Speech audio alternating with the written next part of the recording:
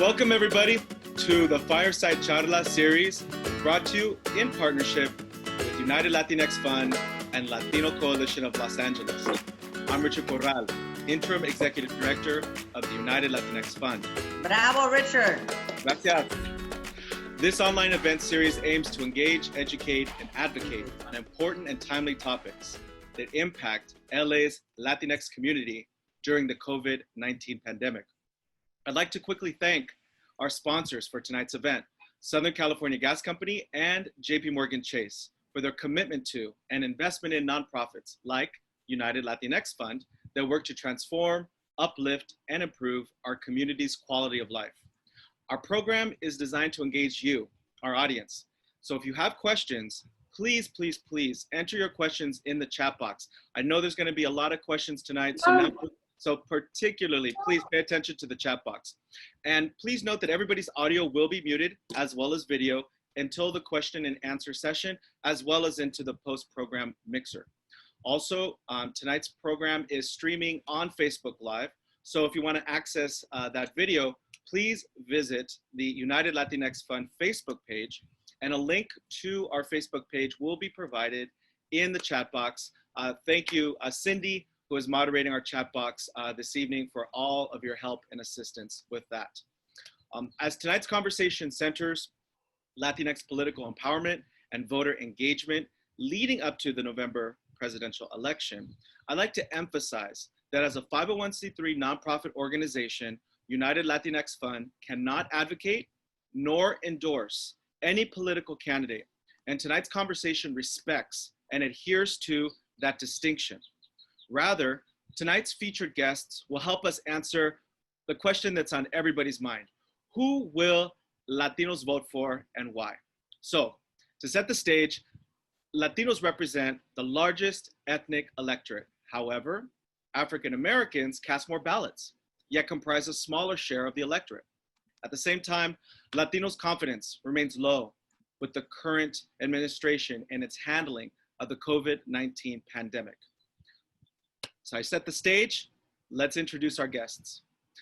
Julie Chavez Rodriguez was recently hired as senior advisor to former Vice President Joe Biden's presidential campaign, and is currently also a senior advisor to Senator Kamala Harris. I have no idea how she can do that. Julie previously worked as special assistant to former President Barack Obama and was also senior deputy director of public engagement at the White House.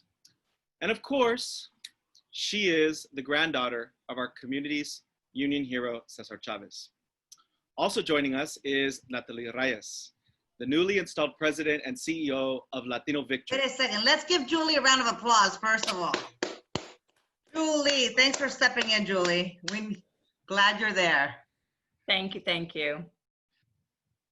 Latino Victory is a progressive organization working to grow Latinx political power by increasing representation at every level of government and building a base of Latinx donors to support this critical work. So let's get started. Let's give it up for Nathalie, taking the helm for such a critical organization at such a vital time. Thank you, both of you. First of all, I just want to thank you on behalf of United Latinx Fund and Latino Coalition of Los Angeles for making this happen. I mean, both of you are recently have been installed in your new positions, are getting acclimated. It's only been a matter of days for Julie and a matter of weeks for Nathalie. So the fact that we were able to make this happen at the same time, same day, it's nothing short of a miracle. And I'm just so thankful and appreciative of your time and your willingness to come and share this space with us. So first of all, thank you so much.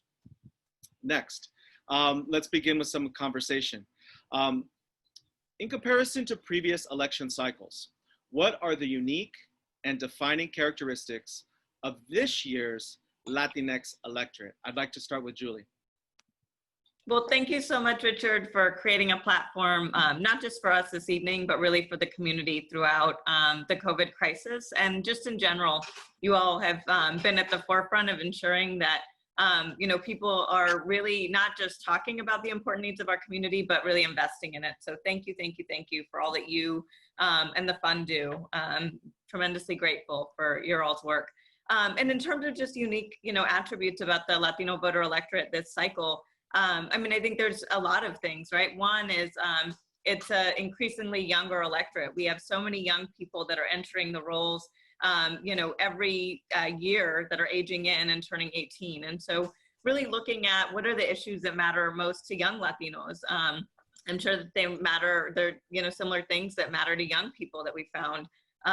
College debt and student debt is something that is a real consideration for many of our Latino students or Latino young people. We obviously have, a critical piece of the population or part of the population that come from mixed status families. And so there's issues like DACA that is going to be decided by the Supreme Court any day now. And so, really understanding those critical pieces. So I think finding ways of speaking to young people. The other thing that we know is, at a time of crisis within our community, oftentimes, the women in the households and Latinas, they always assume important roles and responsibilities, but sometimes take on more. And so I think it's going to be very important while we're dealing with COVID and a public health crisis and an ensuing economic crisis, that we also understand and sort of really engage Latinas as critical entree points into our families and into our communities, and into, helping to kind of drive turnout for the Latino vote, because, they have been at the forefront of assuming that kind of responsibility and accountability before. So those are just, I think, two unique sort of things. There's a whole lot more. The current occupant of the White House is a whole nother story. And I think that creates another level of, motivation for the Latino community. But we know it's not going to be enough to just not be Trump in this election, and that we really have to speak to the issues that matter. That was an incredibly concise and quick overview. So thank you so much, Julie, for hitting those high notes and providing pretty much a summary of, I think, what many of us have gotten in bits and pieces, but never have I ever seen anybody be able to encapsulate and define our new electorate in such a comprehensive way. So thank you for that, Julie. Nathalie, same question. So, obviously, amen to everything that Julie said. And thank you, Richard, for having us. And thank you, Julie, for stepping into that role. We critically need you helping out and ensuring that Latinos are a critical part of Biden's win come November. So the Latino electorate, as we all know, is larger than it's ever been. And in November, Latinos will be the second largest non-white voting bloc with 32 million eligible voters. Imagine 32 million eligible voters. 40% of the eligible Latino voters are between the ages of 18 and 35. So just like Julie said, the young voters are critical here. And 1 million Latinos are expected to turn 18 every year for the next 2 decades. So that means 20 years. Every year, we'll have 1 million Latinos turning 18 and ready to vote. The Latino electorate has shown that it will turn out to vote in droves when our community is engaged by candidates and political entities who invest early with culturally competent Latino outreach. Yeah, exactly.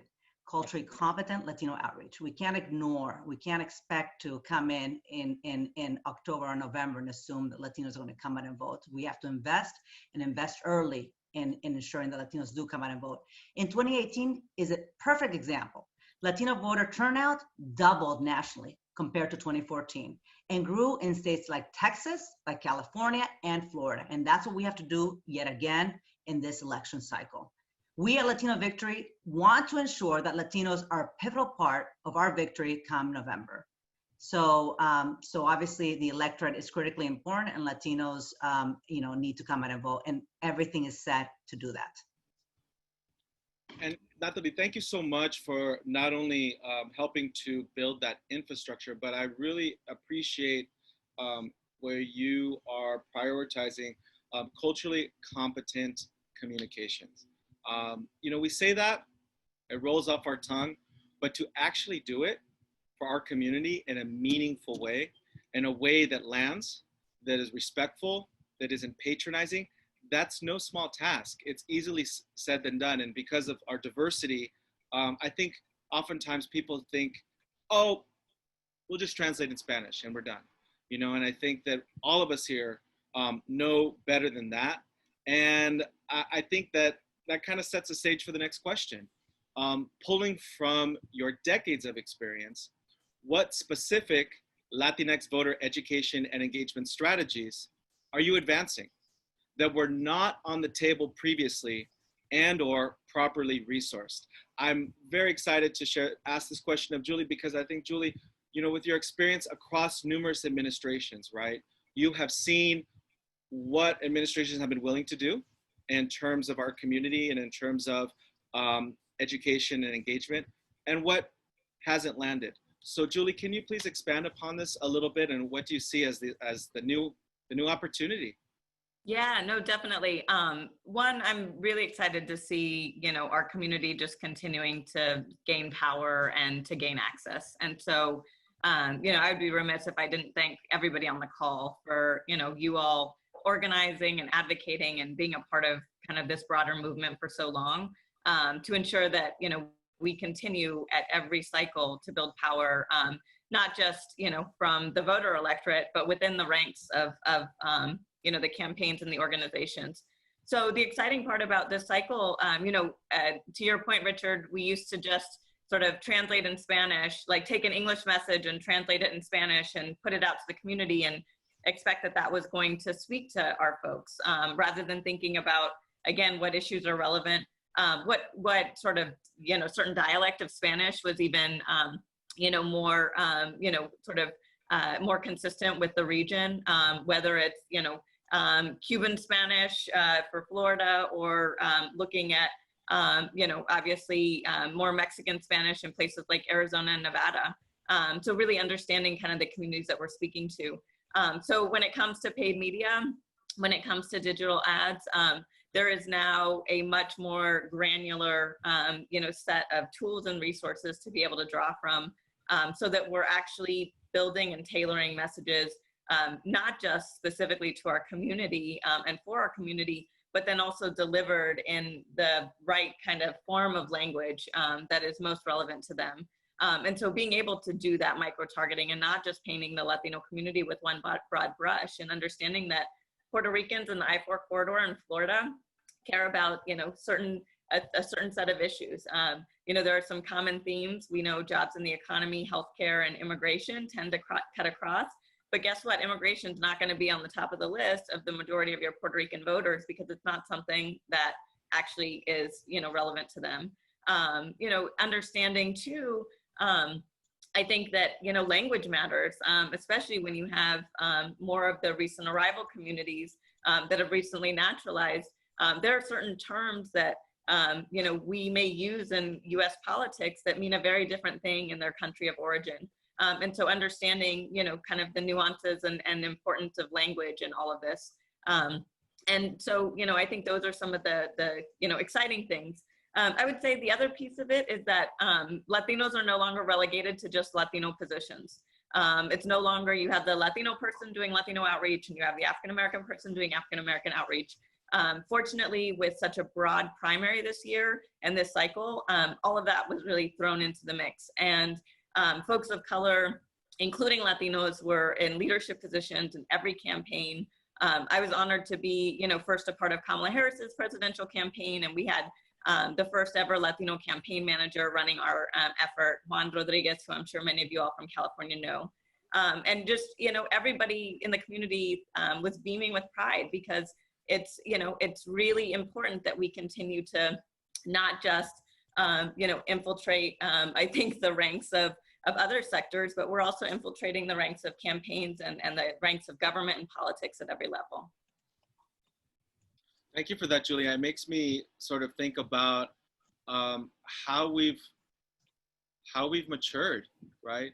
As a people, as an electorate, as professionals, as those who, for lack of a better way of saying it, are setting the agenda and leading and implementing the agenda. And I feel like there's a sort of holistic appreciation of who we are as a people, and the value that we bring to the table, not just as a vote, but also as thought leaders, as implementers, and as agenda setters. So it gets me excited, but I'd like to share the same question with Nathalie, because talk about someone who is spearheading very specific, targeted strategies nationally. Nobody knows better, I think, than Nathalie. So please share with everything us. that Julie said. Everything that Julie said. I echo everything that Julie said. But you know, the COVID crisis has pushed us to reevaluate the way we reach out to voters. You know, it's been an unfortunate situation, a surreal situation for a lot of us. And the current battleground states, Richard, are digital spaces like Twitter, Facebook, Instagram, Zoom, things that, you know, my kids play with and I know very little about, but I'm learning. It will be critical to focus on specific digital campaigns, and we will do that at Latino Victory. In social media, in texting, in emailing, and mainstream traditional ways of communicating with Latinos is critically important, obviously radio and television. We know, and I mean, we don't know actually anything, but we think we will not be using traditional ways of getting out the vote and registering people to vote. That means in-person events which helped us reach out to Latino community in the past. And so we are going to work to ensure that Latinos are not left out of this new electoral digital frontier, which we're about to face, I think. Part of our plan includes using bicultural, bilingual, culturally competent campaigns, which we've talked about earlier, for Latinx and Latinx millennials. Obviously, this new voter pool that's coming into fruition. And in key states that we've talked about as Arizona, Florida, Nevada, as well as emerging Latino states as in North Carolina and Pennsylvania. And us at Latino Victory will be focused on vote by mail. And vote by mail is going to be critically important because, you know, as an educated woman, you know, I even have a hard time with voting by mail. And so we at Latino Victory will be focusing on ensuring that everybody, including millennials, know where to get their stamps. I mean, millennials don't even know where you buy stamps. In California, I think that it comes with their stamp already posted, but you know, some states, you know, you gotta put that stamp. La gente joven ni siquiera sabe. Así que we're gonna start with the basics and how to, you know, register to vote by mail, how to do it, and how to return it. And for us, that's going to be critically important to ensure that every vote is counted, that everybody who's able to vote votes, and that we grow our power and our influence throughout this electoral process. You know, growing up, I was told, and I said this earlier in the green room. I grew up. My mother would tell me, "Hijita, tienes que ir a la universidad." You know, she had a 10th grade education. My dad had a high school education. And I say now, hijito, no solamente tienes que tener una educación. We have to ensure that everybody is involved in the democratic process and is able to vote, because that is indeed the second greatest equalizer besides education. And so for us, you know, we all take it seriously, and it's all of us' duty, not only Latino Victory, but all of us, to ensure that every vote is counted, everybody that's registered votes. And if you look at the numbers, I mean, the way that Mr. Trump, and I know that we're not supposed to be political, but you know what, I'm going to be political a little bit. You know, the way that Mr. Trump won in Florida was by 112,000 votes. Just Florida is an example that will give you a wide array of what looked like in the rest of the country. But Mr. Trump won by 112,000 votes growing up, and only 1.5 million Latinos. But guess how many stayed at home? 2.7 registered Latinos stayed at home. And so our goal is to ensure that those registered Latinos come out to vote and vote the right way. So thank you, Richard, for the question. Absolutely. And, you know, when I'm listening to you all, I'm thinking that there's a lot on the table that you're proposing.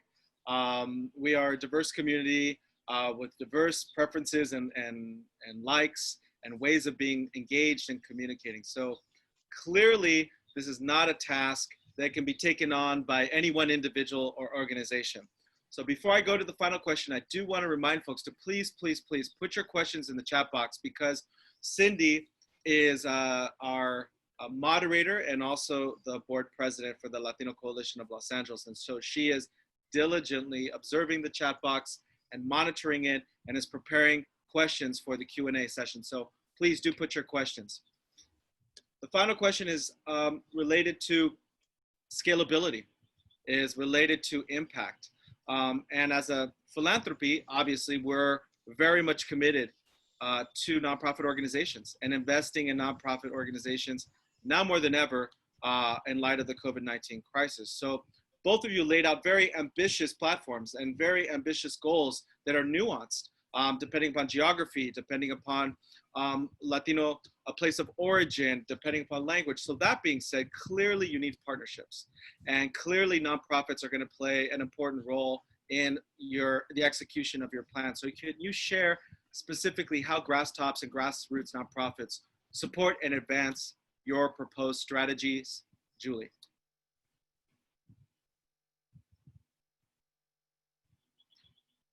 That's a great question. And, one, I've seen a tremendous transformation from nonprofits that are very involved in, advocacy work, sort of shifting and understanding that the advocacy that they're engaged in can only go so far, that they need to begin to get engaged in the political process. And that doesn't have to be partisan either, that there are ways that they can do it that are very focused on the issues that matter most to the constituents that they're serving. And so we've seen a huge swath, I'm sure many of you all are a part of it, in California, of nonprofits taking on that kind of C4 status, really, beginning to engage in, some more voter outreach and engagement. So, while we can't coordinate directly with many of these organizations, what we do appreciate is the kind of education that they're doing. Nathalie mentioned that a big part of their effort is going to be educating our community about vote by mail. This is going to be, an unprecedented election like we've ever seen. And we want to make sure that our community doesn't have to make a decision between protecting their own safety and their own health or exercising their right to vote. So it's critically important that we, educate our community around vote by mail efforts, but also, do our part in, some of these states, especially all of our battleground states that have huge Latino communities like Arizona and Texas and Florida. And as Nathalie mentioned, some of the emerging areas like North Carolina and Georgia and Pennsylvania, that we're doing our part to ensure there isn't new levels of voter suppression that are trying to, lock our communities out, given the current circumstance and conditions that we find ourselves in. So, all of that, the nonprofit sector is active in. I heard LULAC had recently won a case in Texas, helping to protect, voters' right to access absentee ballots. I think the Texas Supreme Court may have overturned that today, but the fight continues and we have to be fighting at every front. And so I'm just so grateful for the work that you all do to resource the organizations that are pounding the pavement, even when it's not election season, because that's oftentimes when it matters most. And to be clear, Julie, I mean, we are a nonprofit organization and we are obviously stepping up during COVID, but also in relationship to this campaign season and cycle. And there are definitely things that we can do, and we can definitely act as a facilitator and a convener and a nonpartisan way to connect and educate our community of interest in ways that frankly are very much needed, especially in light of some of the new changes and innovations that are coming down the pipeline. Nathalie, what do you have to say about that? I feel like I'm at the end, and I feel like, Julie says so eloquently, but just to add to what Julie said, getting folks involved in the democratic process is indeed a team sport. It's not Latino Victory or Julie Rodriguez or Richard or Christina. It's going to take everybody. It's not grasstops. It's not grassroots. It is everybody. And so, I really believe that's the core. And so we need to grow and claim and be authentic with our power together. And the way that we claim our power and are authentic with our power is by exercising our power to vote, by changing policies that are so critically important to affect our communities, that are affecting our communities as we speak. And so for me and for a lot of us, it is that power that claiming of that power that we need to step into. And so, I ask everybody to help us, to help us ensure that we Latinos are out and are voting, and that we are indeed a critical, because we're going to succeed in November. Let me be clear. We will win in November, but we need to be clear with the fact that Latinos will ensure that win in November. And so for me, I left a very comfortable job to ensure that win, because I believe it to my core. And there's nothing more important that any of us could be doing, really. So Richard, thank you for bringing us together. I think this is a great way to converse and to ensure that we're all at the table in being and bringing our authentic power to the table and claiming that power for not for ourselves, but for our community that critically needs it. Absolutely. And, when it comes to authenticity, our supporters are not only very authentic, but very tuned in to what is happening, what you all are doing. And frankly, they're committed to support, but they're also very discerning. And they also want to make sure that they spend their time and their resources wisely.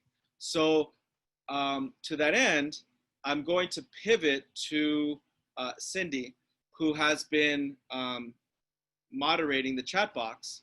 And I've been noting that the questions that are being asked are very specific and again, are really centered around not only supporting, but being very critical about resources and time and strategy. So Cindy, could you share a little bit about what you've seen here in the chat box, and could you provide us with some questions for tonight? Thank you.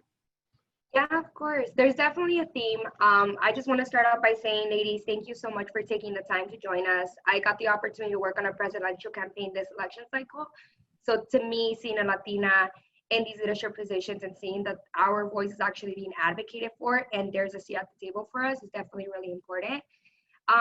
So I'll leave this one open to either of you ladies to answer, but I think this one's really important. Most Latinos know that the term Latino is very much generalized. Most people just assume Mexicans, but in reality, we got to think about our Central Americans, brothers and sisters.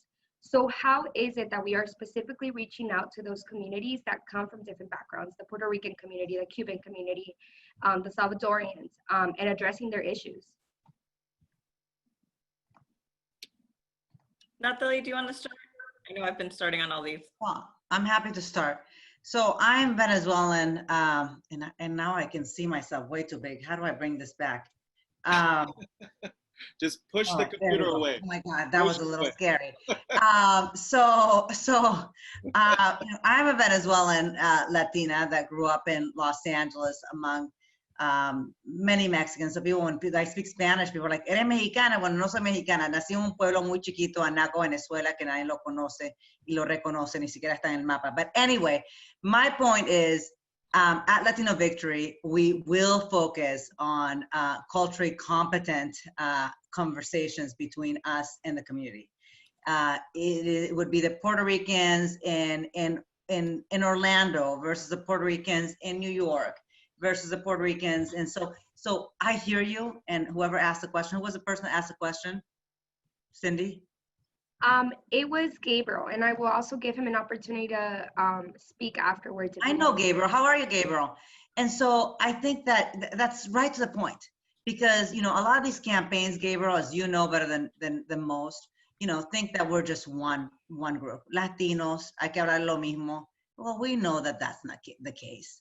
And so at Latino Victory, we will focus on that, on culturally sensitive conversations between us and the community. If it's Central Americans, and Central Americans, actually, you got to also digest that and dissect that. South America, you got to dissect that, and also regionally within the United States, we got to look at that as well.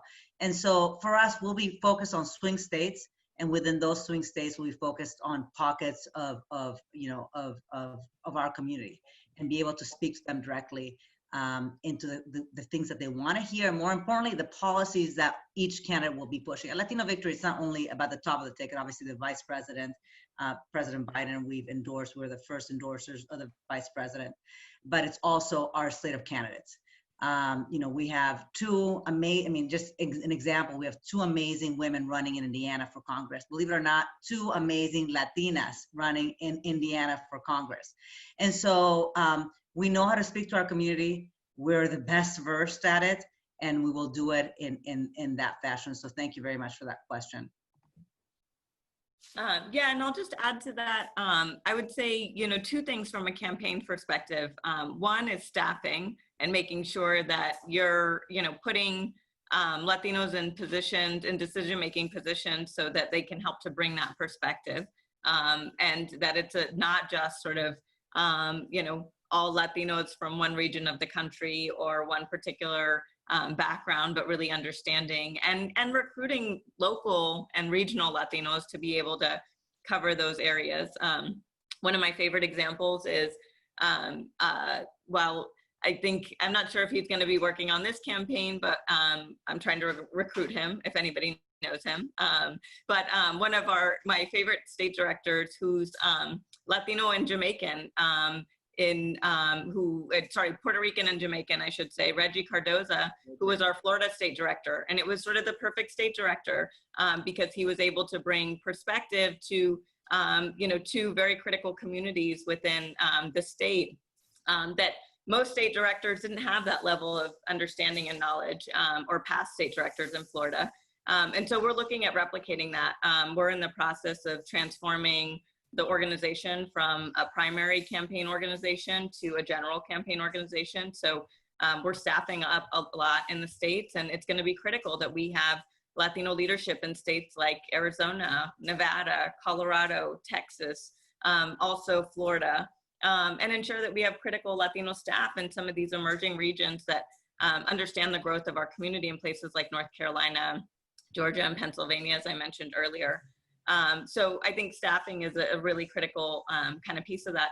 The other critical piece is just data. And that's the part that I really want to make sure as I'm stepping into this new role, I'm helping to infuse, because data on campaigns drives everything. If we ensure that, the right sort of universe of our community is included as, a baseline for what the state needs to accomplish, then programming flows from there, paid media flows from there, other, digital flows from there. And so really ensuring that, and as the Vice President has said, that we are part of the winning coalition and we're part of the path to victory. And so really showing that in the numbers and having that drive the rest of the organization. Thank you. Thank you. And I know that we wanted to allow for an opportunity for Gabriel to provide some concise commentary. Gabriel, are you unmuted? And go ahead and share. Okay, muted, but you can't see me, so. Well, then that doesn't count, Gabriel. Oh, there we go. Otherwise, we don't want the question. All right, so and I'm going to, before I mention this, I'm going to say, just Nathalie and Julie have a tremendous amount of respect for you guys. So if I sound very direct and pushy, it's because I hope that you guys push back to your funders and everyone to work with. Latina VP. So who's being vetted? And I'm sure you read the article. A Latino on the VP could really help strategically in the swing states and even in Wisconsin and Michigan. So where are we at with the Latina VP? Now, before you answer that, know that I get that there's different communities that are competing for that. But Latina specifically, which go to my next question, as you discussed, underperform with regard to voting. So that's why I'm bringing it up. So where are we at? What's the possibility? And if anyone else wants to chime in. Listen, I can start with that. So, so again, it's all me now. 1 second, I'm sorry, Gabriel. So, so we at Latino Victory were one of the first Latino organizations, actually the first Latino organization to endorse the vice president. Would we like to see a Latino on the ticket? Absolutely. That's our core mission. Are we going to walk away from the vice president because he doesn't choose a Latina? Absolutely not. Are there qualified Latinas for the ticket? Yes, there are. Is it his decision? Absolutely, it's his decision. And do we trust his decision? Yes, we trust the vice president's decision. And I'm not going to be pinned against the African American community. I will not. Today I had a conversation in the Washington Post and the Boston Globe about this, and it's not divide and conquer. We will not fall in the trap of divide and conquer. We are with our brothers and sisters, the African American community, in choosing the best candidate for this ticket. And I will leave it at that. If it's a Latina, if it's a Black person, if it's a white woman, we are making history, and we need to get rid of the guy in the White House, period. I'm sorry, did you want to respond, Julie? And Cindy, please prepare for the next question. Yeah, sure. So I sort of 4 days on the job, and the VP process is sort of for lack of a better description, sort of a secret squirrel process. So I don't have any insight, unfortunately, into it other than what I think all of us are reading in the paper. It does seem like there are Latinas that are part of the list and that have been vetted. I know, one Latina that was seen as a critical potential recently sort of decided to publicly withdraw her name. So, I think we're all kind of following the process closely. And, I think to Nathalie's point, I think it's important that we have someone on the ticket that's gonna be able to mobilize and energize voters and communities of color and kind of the broader, what I consider Obama-Biden coalition to win. And I think that there are a ton of qualified women on that list that could accomplish that. And, as a woman in politics, I'm really excited to be able to, see this at a moment in my career. And I hope that, the next time she's at the top of the ticket. Well said. Cindy, our final question. Yes. And I know, ladies, you guys kind of touched on this, and also you, Richard, throughout the talk, but I really just wanted to give you an opportunity to kind of add anything else. And this is in regards to nonprofits. Like you guys mentioned, these are the ones that are at the forefront, really helping the communities and serving the communities that we really need to support most. And really how they can contribute to, the education and teaching component to our communities. What else can nonprofit organizations do to make sure that they're encouraging folks to come out and vote? But really just personally speaking, from somebody that has been on a campaign, not just have the Latino community vote this election cycle, but really build a movement of civic organization where they can continue to be participating years to come and, again, be organized in those communities. So want to open it up for either of you ladies to get a hit at that. Well, I can start, and then, democracy is not I'm sorry. Oops, there we go. Now I don't see myself in full screen. So democracy is not a sprint. This is a marathon. It's a long-term game. And so we need to ensure that we're actively involved every day, all the time. So it's not only, this presidential election, and that's what we've been talking about, not only in the nonprofit world, but also in elections, in that we need to ensure that we're always talking about this. We're always activating, we're always investing, we're always ensuring that Latinos are coming out to vote, not only in the presidential, but guess what? Local elections are critically as important, and state elections as well. And so, and it needs to be like an echo chamber. It can't be, a few of us talking about it. It has to be the nonprofits also carrying the weight. And it has to be the nonprofits constantly educating, not only on, presidential cycles. It is the hard work happens on non-presidential cycles, where we're trying to make sure that people are primed to vote and to be actively voting. And so this is a long-term game, and I don't want to call it a game, but I guess I am, in the way that we have to invest. We all have to invest, and not only monetarily, but emotionally and physically. in ensuring that we as nonprofit organizations, and I'm still chairing a lot of them. I'm still on the Planned Parenthood Federation board. I'm still on Hispanic Federation. I'm still on many other boards. I've not given up my board hats, because that's where, you know, we really do the work. And that is where we're constantly doing the work. And so my point is that it is all of us. And it has to be that continuous work and that continuous investment. I mean, we are a young population. We're young. And so the work needs to happen now. And people are like, oh, well, you know, the African Americans brought out the vote for Biden. Guess what? We brought out the vote in Florida for Biden. And we'll do it throughout the country. And it just takes effort, and it takes teamwork, and it takes perseverance, and it takes a few years, and we'll turn Texas around, and we'll turn all the other states around. It just takes perseverance. And guess what? We're a community that perseveres over and over and over again. You can ask Julie Chavez. Her family has been doing it for a few decades here, leading the way. So I'm just proud to be part of this fight. And we will fight to the victory in November. And thank you very much for the last question.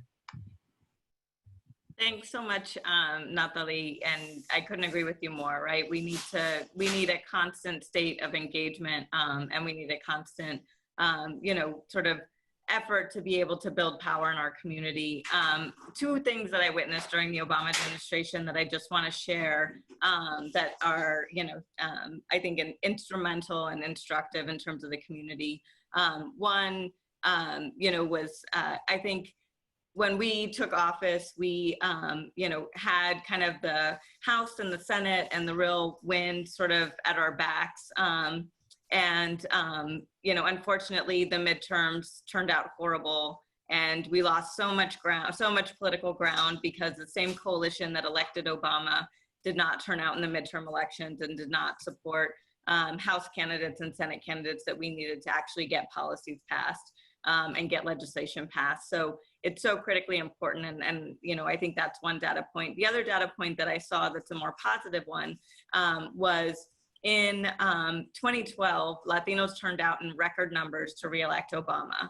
And the narrative coming out of that for the first 72 hours was the Latino vote won the election for Obama. What is it that, you know, the Republican Party is going to do to get right with the Latino community?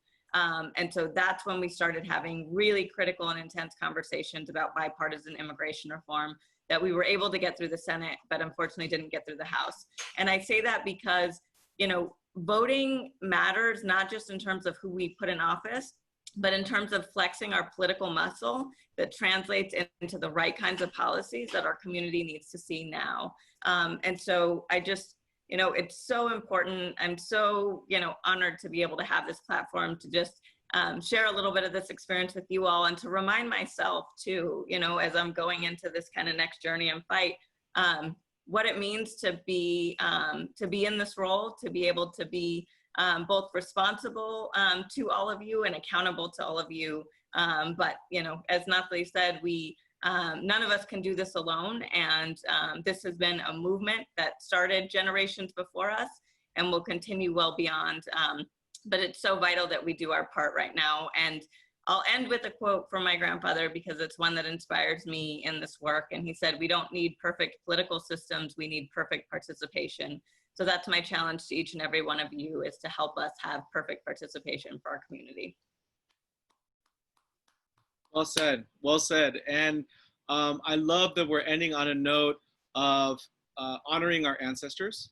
I love that we're ending on a note of engagement in and participation, that we really do stand on so many shoulders today. And I hope that you, both our speakers, feel that and embrace that, because yes, we are here for you. And to that end, not only do I just want to thank you so much for your insight regarding the upcoming election and voter movements that really center collaboration and the shoulders that we stand upon and our legacy as a people. And to that end, in an effort to ensure support for the legacy of ULF, which are nonprofits, throughout Los Angeles County, ULF and the Latino Coalition of Los Angeles launched the campaign for nonprofit resilience upon the initiation or the first sort of lockdown of COVID back in March. And the goal of the campaign is to ensure that local grassroots nonprofits who primarily serve communities of color can withstand the current crisis. In fact, a recent Forbes article highlights the plight that many nonprofits face, and actually, without any sort of prompting, supports many of the recommendations that are embedded within the campaign for nonprofit resilience. Cindy will provide a link to that article in the chat box. And so now the issue of nonprofits and resiliency is reaching a national level. And we've really talked about the important role tonight of the work of nonprofits. And I'm happy to share that as I speak, over 800 community leaders have already signed the campaign's petition. And so I encourage all of you tonight to sign up and spread the word so that we can collectively reach 2,000 signatures by June 1st, which is right around the corner. Cindy will provide a link to the campaign for nonprofit resilience. And I've spoken to both Julie and Nathalie about how to promote that campaign, and we'll definitely solicit some of their ideas, endorsement, and support during tonight's mixer. One last thing before we get to our mixer for a little bit of music, mingling, and fun.